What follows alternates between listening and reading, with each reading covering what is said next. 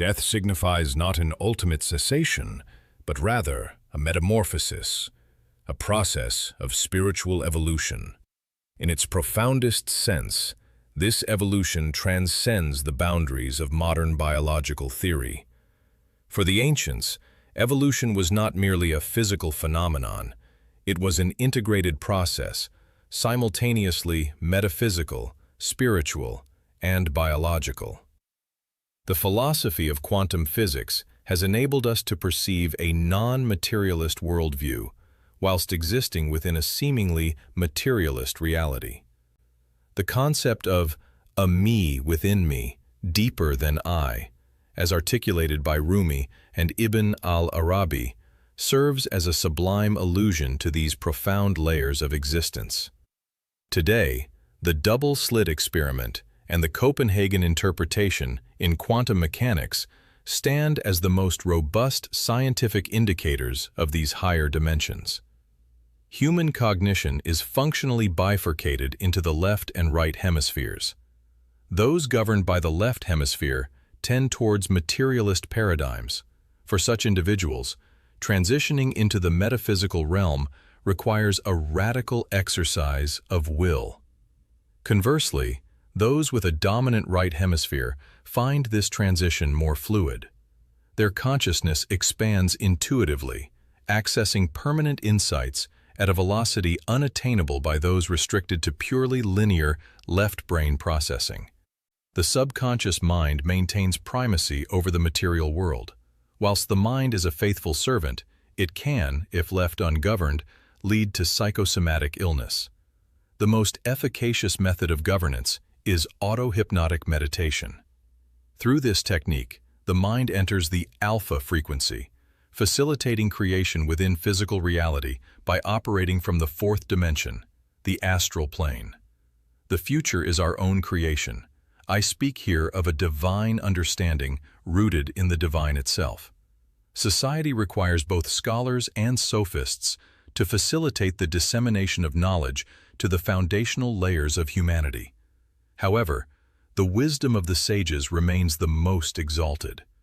Though the sages are few in number, they possess the most invaluable insights, encapsulated in the concept of the insan-i-kamil. Consider the profound ontological depth of this term. Metaphysics occupies the apex of the hierarchy of all sciences. If physics represents the trunk of the tree, metaphysics constitutes its roots. It must be emphasized that geniuses such as Newton and Aristotle achieved their physical breakthroughs through metaphysical apprehension. This is not mere speculation or philosophical discourse. It is a matter of historical record. The current vicious circle within modern science stems from its detachment from these metaphysical roots. Regrettably, parapsychology and metaphysics have been excised from contemporary academia. This detachment lies at the heart of the modern world's existential crisis. We have mistakenly equated mere technology with science. To synthesize, there are three distinct modalities of knowledge and ignorance. Simple ignorance, Jahl al-Basit, one who does not know, yet is aware of their ignorance. For such an individual, the possibility of learning remains perennial. Compound ignorance, Jahl al-Murakkab, one who does not know and is oblivious to their ignorance.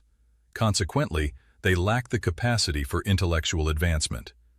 Cubic ignorance, Jahl al-Mukkab, the most despondent case, one who does not know, is unaware of it, yet claims to possess knowledge. Such individuals may attain professional status, yet they remain fundamentally unrefined. In the terminology of Sufism, there are 3 degrees of certainty. Ilm al-Yaqeen, knowledge of certainty, knowledge acquired through study and scripture. It lacks direct metaphysical experience and is a protracted process. Ayn al-Yaqeen, vision of certainty, to bear witness. It refers to one who observes or experiences a metaphysical event alongside a primary source, such as a prophet. Haqq al-Yaqeen, truth of certainty, a purely universal and deductive form of knowledge. Metaphysical initiations fall into this category. It signifies knowing through profound metaphysical experience and psychic mediumship, attaining wisdom through direct experience rather than literature. This is the most accurate and direct method of acquisition. The Gnostics employed this path. They underwent metaphysical initiation on the astral plane and were subsequently guided to the correct sources in the physical world. Scholars, by contrast, are those whose knowledge is derived entirely from textual study. In the contemporary Turkish intellectual landscape, Yusuf Güney serves as a notable example of the Gnostic path, whilst Dukane Kundiolu exemplifies the scholarly tradition. For the past 7 years, I have been experiencing the station of gnosis, whilst daily engaging with literature to further my scholarly development. The esoteric aspects of both religions and sciences, often hidden from the masses, are a veritable treasure. Conventional concepts such as heaven, hell, and prayer possess abstract and profound meanings that transcend their exoteric definitions. What we conceptualize as pedantry is a state where an individual possesses fragmented data without the ability to situate it within a meaningful synthesis, historical depth, or philosophical framework. This transforms the mind into a mere data warehouse, eroding the capacity for contextualization, the hallmark of true intellectual depth. In his work, Magadadokular, Cemil Meriç utilizes Plato's allegory of the cave to illustrate how intellectuals can become detached from truth, worshipping artificial ideologies. Reading Meriç instills both linguistic consciousness and the ability to think through concepts. As he sagely noted, "Do not read many books. Read the right books many times." The term alem encompasses not only the physical realm, but also the human spirit and the metaphysical spheres. Man is, in essence, a bio-psychosocial psychic entity. Whilst biology defines our physical attribute, the psychosocial aspect represents our spiritual nature. Beyond this, there are individuals with genuine psychic faculties. All of humanity is interconnected. The doctrine of Wadat al-Wujud is an ontological truth. We are linked to the universal source of energy, the divine. This is no longer a mere philosophical assertion, but a deduction derived from the philosophy of quantum physics. That which severs our connection to the universal spirit and lowers our frequency is the ego within human relations. The word evolution is, in reality, a veiled teaching rooted deeply in esotericism.